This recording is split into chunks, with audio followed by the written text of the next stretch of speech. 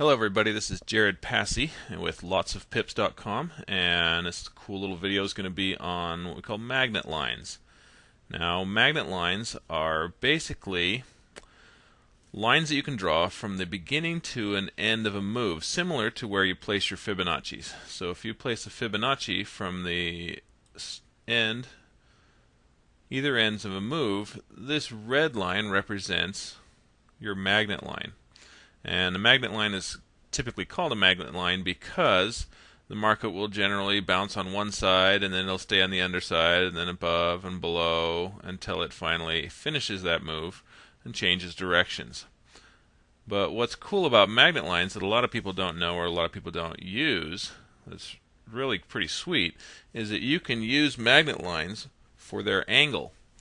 The angle seems to be repeated a lot in the market. So if I delete my Fibo and just draw a trend line along that magnet line, what I can do then is I can take that trend line and I can copy that angle. So I hold down the control key, copy that angle, drag this out here, and drag the trend line over to the next turning point in the chart. So I put that right on the bottom of that move. We can drag it down or whatnot. Right there, and sure enough, that told us that the next turning point, there's a wave in here, or ABC wave in here, but the next turning point was right here. Okay, let's try this on the downward angle. Draw a line from there to there, and we copy that line, that angle and all, to right there to the top of this move, and sure enough, this angle from top to bottom is the same as this angle from top to bottom, just like this angle is similar to this angle. Okay, let's move forward a little bit, and we're going back up.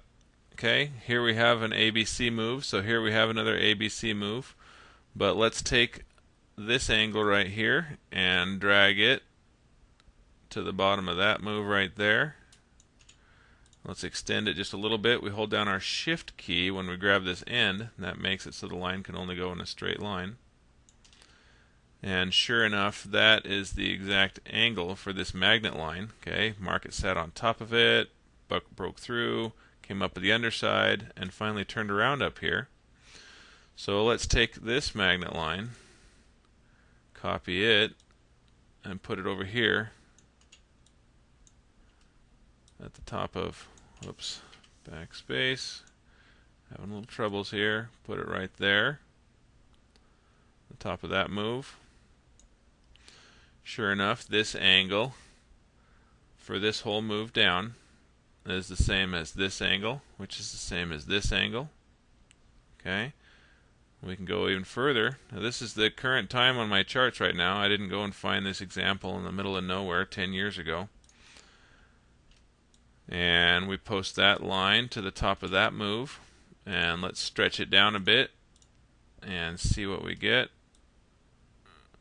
Sure enough, this move might not have finished yet, but we're right at the bottom of our magnet line. Okay, we're underside it, broke through, and we're sitting on top of it right now.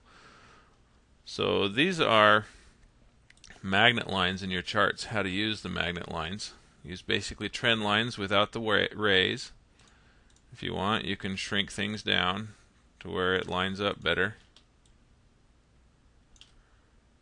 But if you're trying to figure out when the trend might end, this helps you with time. Because if I throw a magnet line on here, if I like this magnet line, I can drag that over to there. If I'm pretty sure this is done going down, which it might not be, but I can drag that magnet line right there to the bottom of that, and then I can, once this thing starts going up, I can tell where the bottom is. I can put my magnet line on there and then give me some indication of where this might be coming. Put some Fibonacci's on here, put some trend lines, some other tools to tell me, hey, this is the angle it's going in, so I can expect it to take, This is a 4-hour chart, so I can expect it to take a couple days to get there, or the same thing works on a 30-minute chart. The really small time frame charts don't work as well. But let's go look at the euro on a 1-hour chart. Okay, so here is this angle right at the top of this move. Now here's what I do when you have a double or a triple top. Okay, we're going to be coming up, and then it gives us a double top, and then turns around. Sometimes instead of trying to pick which top is the top, I'll go for the middle. So I'll draw my magnet line down the middle of that double top, which is what I did right here. And if the top looks like it's a rounded top or something like this, it just kind of went sideways